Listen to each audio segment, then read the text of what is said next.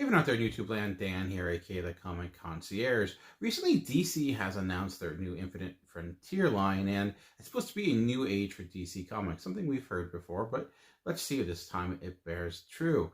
I thought I'd go through some of their major titles, do some reviews, do some in-depth reviews of these issues, just to see how true that is. Is this a new era for DC? Are these books welcoming for new DC readers? Let's see how it shakes out. I'll start with Superman because it's personally one of my favorite characters and one of the titles I'm the most excited about. It's getting a new writer with Phillip Kennedy Johnson taking over duties from Brian Michael Bendis and art duties by Phil Hester. So this book overall to me was generally somewhat of a mixed bag.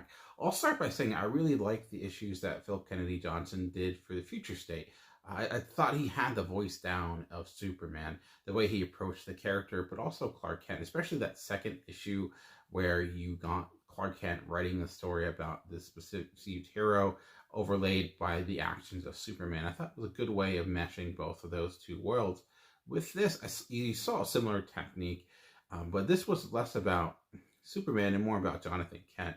When you went back to Superman Rebirth, that was about Superman the father. This seems to be dedicated more so to John the son, seeing things through his perspective. I will say, as a first issue, it is pretty welcoming to new readers. There's some things tied to the past. It's talking about how Jonathan went to the future, but ultimately the details aren't important. All you need to know is that there's something weighing on him because he knows that something bad happens to his dad and he's worried about that happening. But it's framed in a way where it gets into the way a son views his father. At first, where it's this idea that your father is, cannot be hurt, that your parents are these figures that are infallible, that they are just the end all and be all. You don't see things wrong with them. I'd add that does not last very long. But then as you get older, you see the cracks. You see that they are human, or that that will probably be one day where they're no longer there. And I think Jonathan is going through that growth, like seeing the humanity of Superman, which actually I think is kind of a clever way of doing it, meshing those two things, because Superman is dealing with this additional piece of potentially having a danger he's never felt before, because there are these aliens that are randomly attacking from another dimension apparently, and that dimension seems to be sucking the life force out of him in a way it doesn't Jonathan. It hurts him, causes him to bleed. Yes, he does bleed in this. And this is that increasing danger, and Jonathan is worried about his dad because he's feeling what he saw in the future is coming true, and he's going to lose him, and he just got him back. As an emotional core, I think that's a great place to start. As a first issue, this is not necessarily one that's geared towards building this grand narrative. It's more of an emotional tone piece, which I think is a good way to begin.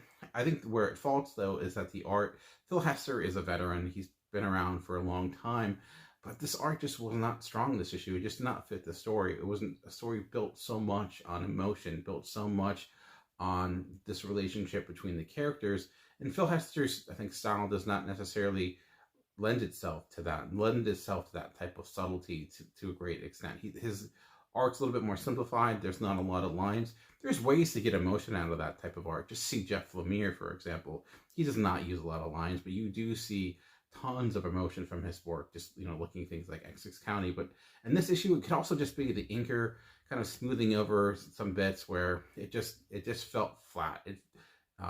It felt lacking was the word that I kept thinking. And these alien creatures that are attacking, they're just so ill-defined, generic-looking creatures that it lacks stakes in that way, because you never feel that they are threatened. Yes, you're seeing Superman being hurt.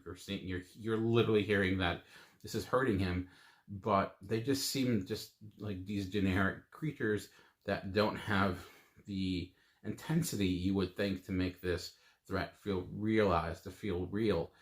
And then leaving a laugh cliffhanger of like the biggest monster ever coming out, just not having that oomph that you'd want in a major issue like this. So I get why they would put Phil Hester on this, because he's been around the block, he knows these characters well, and meshing him up with someone like Philip Kennedy Johnson, who has been around in the indie scene. He's done some DC work, of course, but he's clearly never been. This is the biggest book of his career, and I thought oddly enough, it was the younger creator, I thought, brought it more so than than the veteran. And I think it was just a bad editorial choice of not looking at the script and not strong enough in understanding like what would be a good artist for this issue.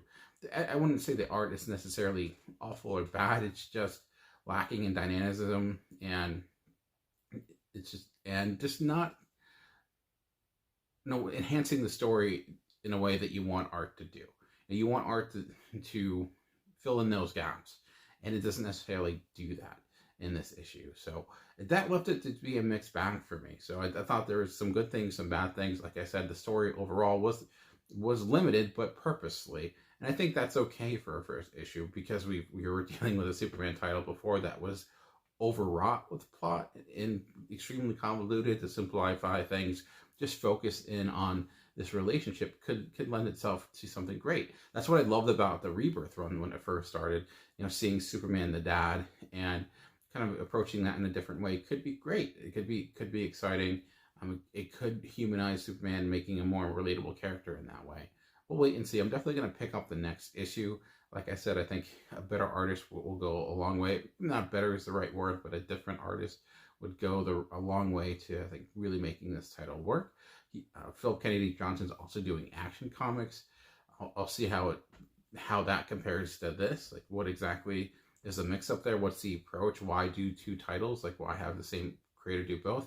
I'm not really sure what the difference is going to be. If it's going to be, the same story continue, two different approaches.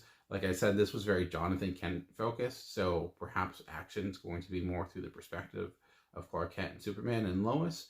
We'll wait and see. I would say if you have not enjoyed the Bendis run, this might be a good way to get back on. I don't think it was the strongest start compared to Superman Rebirth, not the strongest first issue I've ever read or anything like that. Not a guaranteed love, not saying you need to go out and rush out and get this. Now I'm super excited. I have hope is what I would say with this. And as we know, the S stands for hope. So I guess that all works out in the end. So, but that's it for me for this title. Let me know what you thought of this. Was this one you were anticipating? Was this one you picked up? Did you swear off Superman altogether? I was curious to see what people thought about this, because I feel like a lot of the conversation has been focused elsewhere, and Superman really hasn't been talked about all that much as of late. Hopefully that'll change, because I do think he's one of the best characters out there. He might be dated, but dated in a good way. Just remember that comics are for everyone. The key is finding the right one. Until next time, thanks for watching.